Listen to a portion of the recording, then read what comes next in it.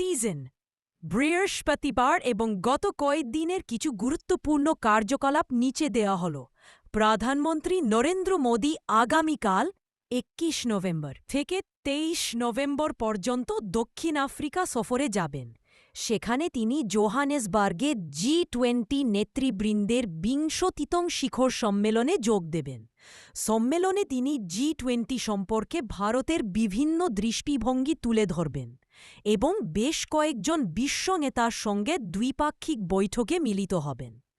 কোয়েম্বাটোরে প্রাকৃতিক কৃষি সম্মেলন গতকাল বুধবার নভেম্বর ১৩। প্রধানমন্ত্রী তামিলনাড়ুর কোয়েম্বাটোরে দক্ষিণ ভারত প্রাকৃতিক কৃষি সম্মেলন ২০২৫-এর উদ্বোধন করেন।